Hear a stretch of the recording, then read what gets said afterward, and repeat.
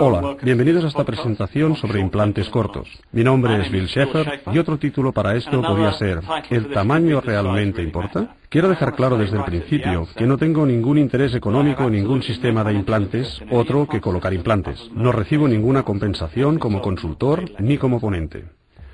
Ok, ¿realmente importa el tamaño? Bien. Empezaré diciéndoles lo que la gente me ha dicho desde hace años, y es que los implantes cortos simplemente no funcionan. Y si observamos radiografías de ellos, es fácil adivinar por qué estos implantes achatados con grandes y largas coronas sobre ellos, es obvio cuando los ves, pensar que no van a funcionar a largo plazo. Y existe mucha evidencia que lo demuestra. Esto es una publicación de 1999, es una recopilación de la literatura, un artículo analizando otros muchos artículos, y dice que la pérdida de implantes aumenta con los implantes cortos. Aquí hay otra revisión de la literatura de Sanerby en 1998 y otra vez, un nivel de fracasos elevado con la utilización de implantes cortos. Aquí hay un artículo del 2000 que analiza casi 3.000 implantes con un seguimiento de 3 años. Y hallaron que 1/3 de los implantes cortos fallaron. ¿Imagina lo que puede significar para su negocio si 1/3 de sus implantes fallan? Está claro que los implantes cortos no funcionan, ¿cierto? ¿O falso? Por supuesto que esto es falso, si no, no estaría haciendo esta presentación. No solo los implantes cortos funcionan, sino que funcionan realmente muy bien. A la izquierda de estas imágenes que les muestro, el inicio y el mismo implante 8 años después de su colocación. 8 años postcirugía y 9 años postcirugía. Van a ver muchas y muchas imágenes de implantes cortos con seguimiento a largo plazo. La verdad es que los implantes cada vez son más cortos. Ya no colocamos implantes largos de 18 y 20 milímetros como hacíamos habitualmente hace 5 o 10 años. Cualquiera que haya estado en este negocio desde hace mucho tiempo recordará que le habían dicho que había que dejar una fijación bicortical cuando colocaba implantes en el sector mentoniano. Teníamos que fresar hasta el fondo a través del suelo del córtex para conectar la base de la mandíbula con el implante y así tener fijación bicortical. No solo hemos dejado de hacer esto, sino que si viéramos a alguien haciendo esta técnica, nos parecería negligente en una mandíbula de tamaño grande. Pues si los implantes cada vez son más cortos, ¿por qué puede ser? Hay 2 razones principales. La primera es que sabemos mucho más acerca de cómo funcionan los implantes. Déjenme que les muestre lo que quiero decir. Este es un ejemplo, un dibujo de un implante, ningún modelo, fabricante, tamaño o tipo en particular, solo un implante atornillado con una corona encima, y voy a hacerlo realmente fácil para que lo vean. Voy a hacer un implante diagramático. Si aplicamos fuerza a la corona, el implante querrá rotar sobre el eje en algún punto de su longitud, y estará prevenido de hacer esto aplicando compresión al hueso, como se ven estas líneas de su contorno. Y el punto de mayor compresión, el más dañino, será en el centro de las líneas del contorno. Pero lo que quiero que vean en esta imagen es que hay muchas partes de la superficie de este implante que no se emplean para la distribución de fuerzas de compresión. Para decirlo de otra manera, áreas desechadas. Si cogemos este implante y lo hacemos el doble de largo y otra vez le aplicamos una fuerza, otra vez querrá rotar y otra vez le prevendremos que lo haga con la compresión del hueso, y otra vez, las fuerzas más dañinas estarán en el centro de las líneas de fuerza. Pero lo que quiero que vean, cuando comparamos estas 2 imágenes, es que la mayor diferencia no es la superficie sobre la que están distribuidas las fuerzas de compresión, sino las áreas desechadas. Las áreas que no se emplean para distribuir estas fuerzas de oclusión. Y ustedes posiblemente pueden imaginar esto. Imaginando un implante muy largo, imaginen un implante de diámetro normal, pongamos 4 milímetros, pero realmente muy largo, infinitamente largo, 1 metro, 1 milla, que esté bien integrado en el hueso y que tenga una corona encima. Si aplican una fuerza a esta corona, ¿creen que las fuerzas se distribuirán infinitamente sobre este implante de forma que no tendrá compresión crestal? Por supuesto, tendrá compresión crestal, y espero que sea obvio. Haciendo un implante más y más largo, no hace que las fuerzas distribuidas al hueso sean menores y menores. ¿Es este el mayor motivo por el que los implantes son cada vez más cortos? No. El mayor motivo es que hemos mejorado la superficie de los implantes. aumentando la rugosidad de los mismos, pero no voy a hablar acerca de la biología de las superficies rugosas y cómo una superficie rugosa aumenta la transcripción de la compresión y de los osteoblastos comparados con otros implantes, porque realmente no lo entiendo. Está por encima de mis capacidades. Soy una persona normal y me gusta pensar en términos simples. Y para mí una superficie rugosa simplemente incrementa el área de superficie del implante al que se puede unir el hueso. Esto quiere decir directamente que implantes cortos más rugosos pueden conseguir el mismo contacto con el hueso que implantes más largos mecanizados. Esto también quiere decir que como la mayoría de los implantes tienen superficie rugosa, solo desde hace 10 años o menos, cualquier revisión de publicaciones antes de 2003 estará revisando en investigación o en implantes mecanizados y veremos la importancia de esto más tarde. Ok, estamos hablando de implantes cortos. ¿Cuánto es corto? Bien, si lo miramos en el diccionario encontraremos 59 definiciones distintas de corto. Pero si miramos en la que hace referencia a la distancia, define corto como pequeño en distancia. No es de gran ayuda porque significa que corto es lo que usted decida en su clínica. Si hay alguien que coloca implantes de 18 o 20 milímetros, un implante de 12 milímetros le parecerá muy corto. Pero si publica investigaciones y describe un implante como corto, debe definir lo que quiere decir. Y durante años se han escrito artículos definiendo implantes cortos en 14 milímetros o menos, 12 milímetros o menos, 10 milímetros o menos, 8 milímetros o menos, y ahora más y más artículos definen implantes cortos como 6 milímetros o menos. Bien. Vamos a analizar los implantes Vicon.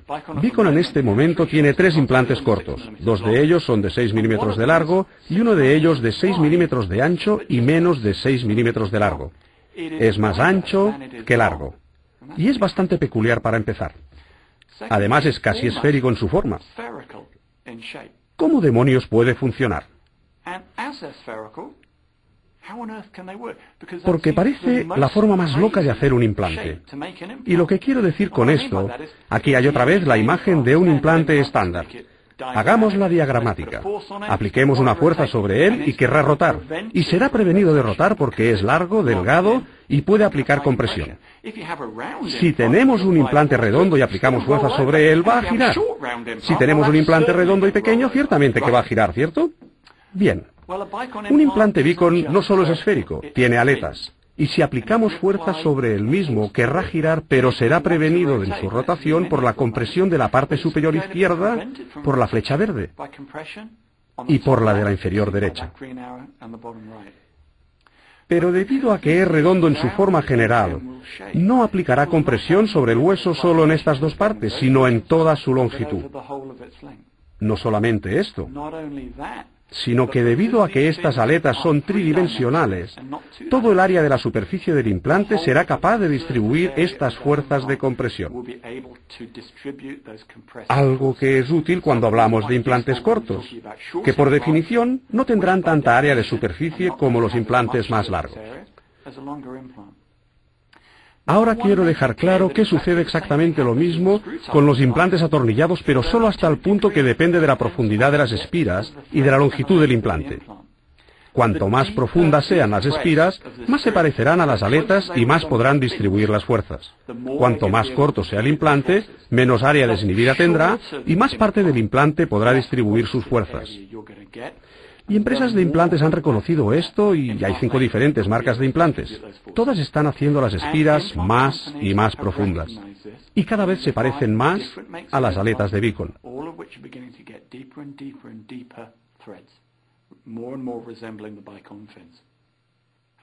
Ok, los implantes cortos son más útiles en situaciones donde no hay mucha altura de hueso y por ello me refiero a la mandíbula posterior y la maxilar posterior. Y si no van a usar implantes cortos en estas zonas, bien, ¿qué otras opciones tienen? Bien, empezamos por la mandíbula posterior. Y no estoy hablando de alguien como Jen, que tiene tanto hueso que permite la colocación de implantes de 14 milímetros y nunca estar cerca del nervio. Estoy hablando de Patricia, que tiene una altura de hueso limitada en el lado izquierdo de su mandíbula. Vamos a hacer un zoom. Tiene una gran cantidad de hueso delante del nervio, pero muy poco hueso por encima del mismo. ¿Cuáles son sus opciones? Bien. La primera cosa que pueden hacer un cantilever. Colocar 1 o 2 implantes por delante del foramen mentoniano y hacer un cantilever a partir de estos implantes. No tengo ningún problema con esto. Es una opción perfectamente razonable. Sin embargo, no siempre es posible hacer un cantilever. ¿Qué ocurriría si no le faltara ninguna pieza por delante del foramen mentoniano? No tendríamos nada para hacer el cantilever. Por lo tanto, no siempre es una opción posible. La segunda opción es, usted puede poner un injerto óseo por encima de la cresta para aumentar la altura. Coger un poco de hueso de la cadera, del mentón, de la mandíbula o de la parte posterior de la cabeza y atornillarla encima de la cresta. El lado negativo es que usted tomará este hueso de alguna parte y esto duele, y hay morbilidad asociada a esto. Además, deberá cerrar el tejido blando a tensión, y esto es complicado. Si no consigue un cierre sin tensión, no estamos de suerte. Saliva y alimentos se colocarán sobre el cierre y perderá el injerto. Además, el implante no podrá llevar una dentadura mientras el bloque de injerto esté desarrollando una nueva irrigación sanguínea. Y a pesar de que el implante no lleve dentadura, usted podrá perder aproximadamente la mitad de la altura del hueso que ha colocado. Entonces, si usted no coloca un injerto óseo, ¿qué más puede hacer? Bueno, usted puede hacer distracción ósea, puede hacer 3 cortes a través de toda la anchura de la mandíbula y emplear un sistema de distracción para levantar el segmento flotante de hueso. Está de moda, es sexy por el momento. El problema es que estará haciendo esto donde no hay mucho hueso, por encima del nervio, y cuando esté haciendo estos cortes no tiene visión por rayos X. Bien, seguro que ha realizado radiografías o escáner antes de hacer la cirugía, pero sigue haciendo estos cortes sin visión radiográfica y no hay mucha altura de hueso por encima del nervio. Finalmente, usted necesita suficiente altura de hueso por encima del nervio para conectar el sistema de distracción, y si tiene suficiente altura de hueso para esto, tiene suficiente altura de hueso para colocar un implante corto. La siguiente opción es, puede usted mover el nervio fuera de la zona, reposición del nervio, cortar a través del hueso, movilizar el nervio y recolocarlo a través del hueso desde la parte posterior. Retirar su problema. Usted puede fresar todo lo que desea hasta el borde inferior de la mandíbula y tener su fijación bicortical si quiere. El problema es que cuando analiza series largas de reposición de nervio, cuando se observan las disfunciones nerviosas en el labio inferior, el 23% de los pacientes tendrán entumecimiento durante más de 6 meses. Y el 5%, 1 de cada 20 de sus pacientes, tendrán distintos grados de entumecimiento permanente. Por lo tanto, si no va a hacer ninguna de estas 4 opciones, ¿qué más puede hacer? Bien, usted puede colocar implantes cortos, esto es de lo que va la presentación. Y esto es lo que hice con Patricia. Esta es mi osteotomía piloto, y aquí está el nervio y aquí están los implantes colocados. Colocados el 15 de julio del 2004. Miren lo cerca que puede colocarlos del nervio. Y esto es en enero del 2007, más de 2 años después de la restauración, y otra vez no hay pérdida de hueso. Seguro, cerca del nervio y sin pérdidas de sensibilidad. Ok, vamos al maxilar posterior. Y este es Justin. Me gusta Justin. Es un chico encantador. No se depilla los dientes lo suficiente, pero es un chico encantador. Una de las razones por las que es encantador es porque continúa viniendo a pedir más implantes. Estos son 3 implantes Beacon que coloqué en el lado izquierdo de su mandíbula. Desde que se tomó la radiografía he reemplazado estas 2 piezas con Beacon. Pero estoy hablando de esta región de la mandíbula posterior. Déjenme que nos acerquemos. Hay 6 milímetros en la parte anterior, 6 milímetros en la parte posterior y un poco menos en la parte central. ¿Cuáles son sus opciones? Bien, la primera opción es, usted puede hacer una elevación de senos lateral. Todos sabemos lo que es esto. Se hace una incisión en la encía y se eleva mostrando la pared lateral del seno. Se fresa a través del hueso, pero no de la membrana. Se levanta esta membrana hacia adentro, creando un espacio donde poder emplacar hueso. He hecho cientos de estos. El problema es que es una cirugía importante para el paciente y no les gusta. Se sienten magullados, tienen hinchazón. ¿Me preocupa esto? No realmente. La segunda cosa es que vamos a esperar un tiempo hasta que este injerto esté vascularizado, para que sea una parte integrada en el cuerpo, o bien antes de que se coloquen los implantes o para que se integren los implantes colocados al mismo tiempo. Requiere tiempo, ¿Retrasa el tratamiento? ¿Me preocupa? No mucho. Lo que pienso de las elevaciones laterales es que pueden infectarse. Por supuesto que damos antibióticos durante y después del procedimiento y mezclamos antibiótico con el material injertado, pero a pesar de esto, el 3% de las elevaciones laterales se infectan y de las que puede solucionar 2/3 con antibioterapia, pero el 1% de todas las elevaciones de senos tendrá una infección que no podremos tratar con antibióticos sistémicos. Tendremos que retirar todo el material injertado. Es un mal día en la clínica. Si usted no va a hacer una elevación de senos lateral, ¿qué podrá hacer? Bien, puede hacer una elevación interna, también conocida como técnica de senos o elevación por osteotomía. Y otra vez, es una técnica relativamente fácil si el suelo del seno es un plano. Pero actualmente es exigente si el suelo del seno es angulado, como en la región premolar. Es difícil tratar el ángulo, solucionar la rotura de membrana si la tienes, y la altura de hueso que tienes es limitada, entre 3 y 5 milímetros. Es lo que normalmente obtienes. Y si no van a utilizar estas dos técnicas, su única opción es implantes cortos. Y esto es lo que le hice a Justine aquí. Coloqué dos implantes Beacon de 6 por 5,7 milímetros sin ningún tipo de injerto óseo por debajo del seno. Aquí estamos 1 año y medio después, y aquí estamos 2 años y medio después.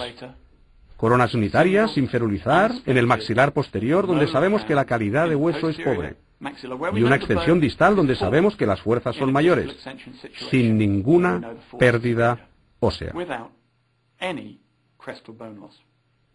Ok. Los implantes cortos obviamente tienen algunas ventajas sobre estas técnicas de injerto óseo. Y es que no incrementamos la morbilidad. No tenemos que cortar hueso de otra parte. No tenemos que mover nervios. Y no tenemos que incrementar el riesgo de infección. No incrementamos el tiempo de tratamiento. No tenemos que esperar que el injerto se integre, que la osteodistracción se consolide o que el bloque injertado desarrolle su irrigación. Entonces, no espere. Entierre los implantes y deje que soporten una dentadura. Si esta es la única opción, lo harán. No es un problema. Es implantología rutinaria. Lo que quiero decir es que lo puede hacer usted.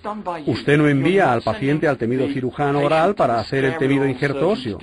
Si usted puede fresar una osteotomía para un implante de longitud estándar, puede fresar una para un implante corto. Y finalmente, y por favor, no minimice lo que digo. Es más barato. El injerto óseo cuesta dinero. Los injertos óseos siempre son caros y principalmente si estamos hablando solo de una zona para 1 o 2 implantes. Puede aumentar el coste del tratamiento hasta hacerlo inalcanzable para el paciente. Pues claramente desde esta página usted puede ver que hay un gran número de ventajas para los implantes cortos. ¿Pero son tan atractivas como parecen? ¿O nos estamos olvidando de algo? ¿Es esto una mala utilización de implantes? ¿Es esto algo que se volverá contra nosotros? En otras palabras, ¿funcionan? Bueno, este es un brillante artículo escrito en el 2006. Y esto también es una revisión de la literatura. Pero es una revisión de la literatura de largo recorrido, 16 años de artículos, y define los implantes cortos como de 8 milímetros o menos en el hueso. Y son bastante honestos. Dicen que un alto número de estudios, 12 de ellos, indican un mayor ratio de fracaso con implantes cortos. Pero publicaciones recientes casi doblan el número. Muestran niveles de supervivencia de implantes cortos igual al de los implantes más largos. Y vamos más allá. Los artículos publicados sobre implantes cortos en los últimos 3 años muestran una supervivencia del 97.6% al 99.4%. El peor artículo que pudieron encontrar mostró un nivel de supervivencia comparable a implantes de tamaño convencional. Y va más allá tratando de explicar por qué ustedes pueden ver estas diferencias en estos dos grupos de artículos.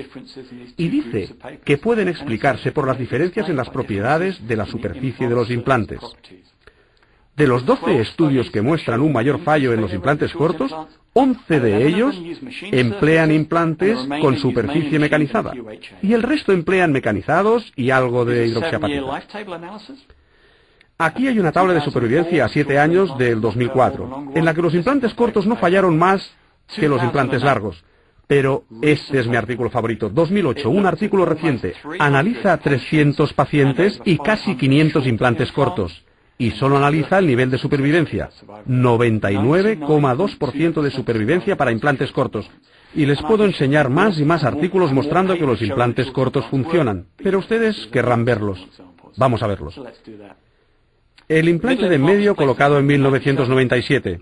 Esto es 5 años y medio colocado. Esto es 8 años colocado.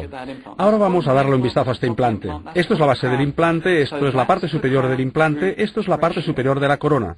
Vamos a ver el ratio corona-implante. ¿Qué es lo que falla aquí? Si vemos un diente normal, a pesar de alguna recesión, la raíz es más larga que la corona, pero en el implante la corona es más larga que el implante. Los dos implantes colocados en 1997, 7 años y medio, y 9 años después. Ratio corona-implante. La corona es bastante más larga que el implante. Implante colocado en el maxilar donde sabemos que el hueso es pobre. 7 años colocado, 8 años, molar unitario, sin ferulizar, en el maxilar posterior. No muestra pérdida de hueso en 11 años. Y miren el ratio corona-implante. La corona es bastante más larga que el implante, y si observan los dientes naturales, verán que la corona es mucho más corta que la raíz. La corona del implante es mucho más larga que la del implante. Molar unitario sin ferulizar, 7 años colocado, 8 años. ¿Y la relación corona-implante está mal? Ambos implantes, 5 años colocados. Miren la relación corona-implante y compárenla con la del diente adyacente.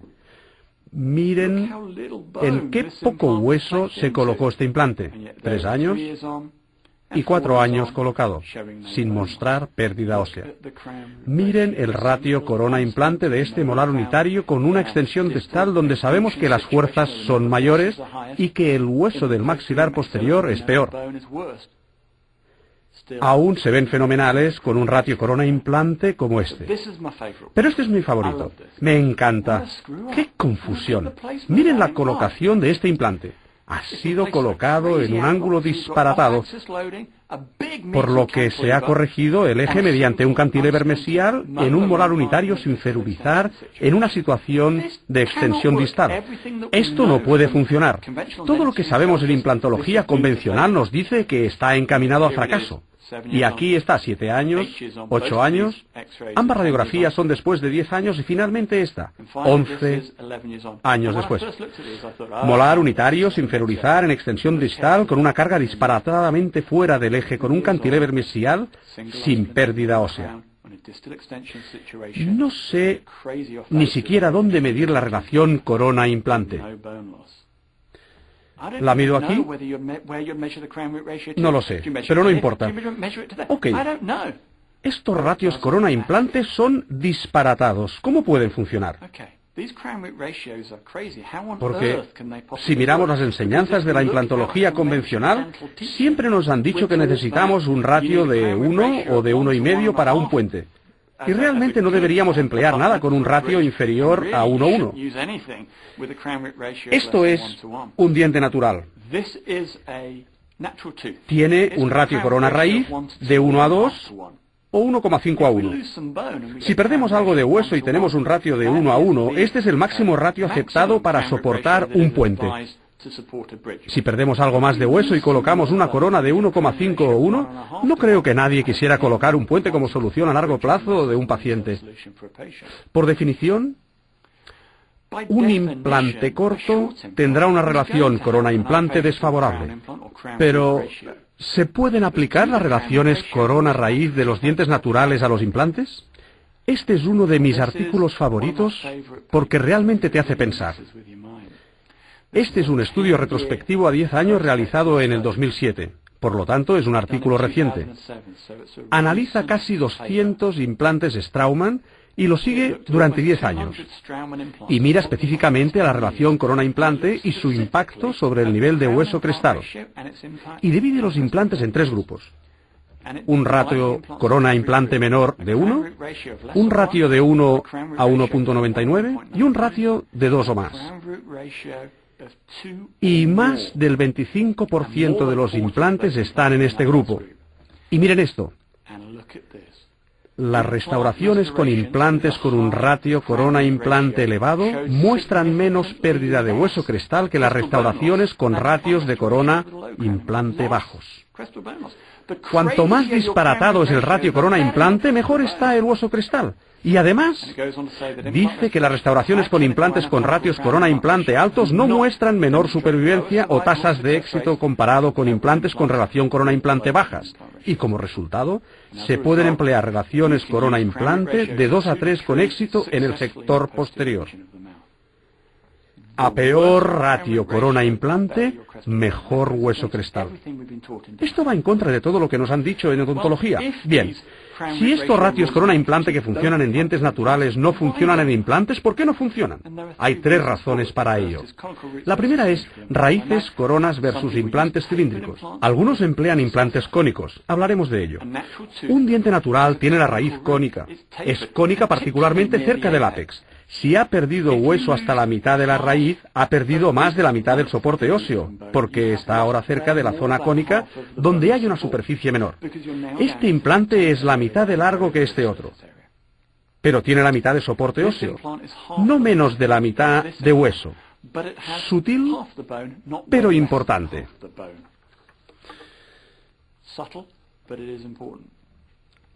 Salud versus enfermedad. Ambos están en la misma altura de hueso, pero este se supone debe estar en esta cantidad de hueso. Este se supone debería estar con más hueso. Aquí es donde llegamos a los implantes cónicos. No coloquen implantes cónicos solo porque sean cónicos. Coloque un implante cónico hasta la plataforma donde debería estar, sea un implante cónico largo o corto. Estas 2 razones son importantes, pero ¿son las 2 razones más importantes? Por supuesto que no. La razón más importante es que no tiene un ligamento periodontal. Están integrados efectivamente en anquilosis. Bien, analicemos la importancia de esto ahora. Imagínase un diente natural y trate de extraer un premolar natural con un par de forceps. Seguro que lo puedo hacer. ¿Cómo lo hace? Se coloca detrás del paciente, coge la cabeza con una mano, aplica el forceps con la otra mano y empieza a aplicar fuerza. Y debido a que el diente natural tiene ligamento periodontal, tendrá algo de movimiento. Luego usted aplicará movimiento antero-posterior, latero-lateral, aplicará más fuerza y finalmente lo podrá rotar extrayéndolo. Todos lo hemos hecho. Es fácil. Imaginamos ahora no sacar un premolar sano, sino uno anquilosado. Nos ponemos detrás del paciente. Agarramos la pieza con los forceps, aplicamos el forceps y ¡crack! Romperemos la pieza dental. No podremos sacar una pieza dental anquilosada con el forceps. Antes de mover la raíz, habremos roto la corona. ¿Cómo se puede retirar una raíz anquilosada? La puede cortar. Y ahora me gustaría pensar cómo sacar una pieza anquilosada, pero efectivamente anquilosada. Un implante osteointegrado. Imaginamos que tenemos un implante fuerte, con una corona fuertemente conectada sobre él. Nos colocamos detrás del paciente y agarramos esta corona y aplicamos fuerza. No importa lo fuerte que esté, no podrá sacar un implante bien integrado con un par de forceps. Mucho antes de romper la interfase de hueso-implante, romperá la mandíbula, romperá la corona o romperá el forceps. ¿Cómo se extrae un implante osteointegrado? Lo corta o lo trefina. Un diente natural es como un poste enterrado en la tierra. Si no tiene mucha parte enterrado y mucha parte fuera, lo podrá debilitar fácilmente y antes de darse cuenta ya lo habrá sacado. Un diente natural con ligamento periodontal deberá estar bien enterrado en el hueso sin mucha parte fuera de él para que sobreviva a largo plazo. Un implante, por el contrario, es como un poste anclado en hormigón. No necesita mucha profundidad en el hormigón para resistir fuerzas que se apliquen al poste que sobresalga desenterrado. Mire este semáforo. Puede que esté enterrado en hormigón, 30 centímetros, medio metro. 3 metros del semáforo pueden estar fuera. Puedes conducir un Ferrari a toda velocidad contra el mismo y el poste se puede dañar. Quizás doblar, pero no lo sacará del hormigón. Si piensa que lo arrancará, se equivoca. No podrá. Puede doblar, rasgar, pero no los arrancará del hormigón si impacta un coche velozmente contra ellos. Ahora hemos visto que podemos tener un implante corto, ancho, y sabemos que podemos tener implantes largos y estrechos. Pero ¿puede usted tener un implante corto y delgado como este? Porque vamos a verlo. Esta sería la respuesta a sus plegarias. No necesita demasiada anchura de hueso ni demasiada altura. No necesita demasiado hueso. El final de los injertos, ¿pero funcionan? La respuesta es sí. Pero principalmente no. Vamos a empezar por el no. ¿Por qué no funciona un implante corto y delgado? La primera razón es que usted necesita una mínima área de superficie para soportar las fuerzas de oclusión. No puede tener un implante del tamaño de una cabeza de alfiler y pretender que soporte las fuerzas de masticación. Pero esta no es la más importante. La importante es que los implantes cortos y delgados se rompen. ¿Y por qué se rompen? Se rompen porque siempre se rompen. Por la parte crestal del implante y en uno de los componentes que mantienen unido el implante de la prótesis. Tornillos, postes. En otras palabras, se romperá en alguna parte de esta región. Pero, ¿por qué se romperá en esta región un implante corto y delgado cuando los largos y delgados tienen la misma región? Y esto me gusta porque les hará pensar. Y la razón es que usted no coloca implantes delgados y cortos en situaciones como esta. Usted coloca implantes cortos y delgados donde no tiene altura ósea, como esta. Lo que significa que la corona que colocará encima es larga. Y el implante corto y delgado no es suficientemente fuerte para soportar las fuerzas transmitidas por esta larga corona. Y le puedo ir diciendo, espera, esto es el ratio corona-implante. Has intervenido los últimos 10 minutos diciendo que el ratio corona-implante no afectaba a los implantes. Ahora estás diciendo que sí. Estás contradiciéndote, eres un idiota, cállate, vuélvete a casa. Bien, no estoy hablando de longitud de corona respecto a la longitud del implante. Estoy hablando de longitud de corona con resistencia del implante, que está directamente relacionado con su diámetro. Y déjenme mostrarles lo que quiero decir. Este implante corto y delgado tiene exactamente el mismo ratio corona-implante que este implante ancho. Este implante corto y gordo tiene paredes anchas, tornillos o postes grandes y fuertes que permiten compensar las fuerzas transmitidas por esta corona larga. Si tomamos este implante largo y delgado y lo llevamos a la profundidad del implante corto y delgado, los dos tienen ratios diferentes, pero ¿es este implante delgado y corto demasiado débil para soportar las fuerzas de su corona? Todo esto nos lleva a un punto interesante. Si cogemos nuestro implante genérico y lo sobrecargamos hasta el punto de fracaso, se romperá en algún lugar aquí. Hacer este implante más largo no lo hará más fuerte. Solo haciéndolo más ancho lo haremos más fuerte. Ahora, siempre nos han dicho más largo es mejor, más largo es mejor. No es así. Solo más ancho es más fuerte. Ok. Dije que los implantes más cortos funcionan. Déjeme mostrárselos. ¿Cuándo funcionan? Funcionan en esta situación. Si este implante largo y delgado es suficientemente fuerte para soportar las fuerzas aplicadas por una corona corta, también lo hará el implante corto y delgado. Ok. Voy a resumir qué significan los implantes cortos. Para sus pacientes significa que pueden evitar injertos óseos. Pueden tener tratamientos menos dolorosos, menos morbilidad y más rápidos. ¿Que pueden llevar dentaduras si lo necesitan? El tratamiento estará hecho por usted, no por un aburrido cirujano. El tratamiento es más asequible para ellos. ¿Qué significan los implantes cortos para usted? Bueno, significa que usted colocará más implantes. Los pacientes no quieren injertos óseos, los pacientes quieren dientes y si usted les ofrece implantes sin injerto óseo, tendrá muchos más llamando a su puerta. La verdad es que los implantes cortos funcionan. Es un hecho. Cada artículo reciente muestra que funcionan tan bien como los implantes largos. Llévelos a su práctica, los disfrutará. Mi nombre es Bill Sheffer. Muchas gracias.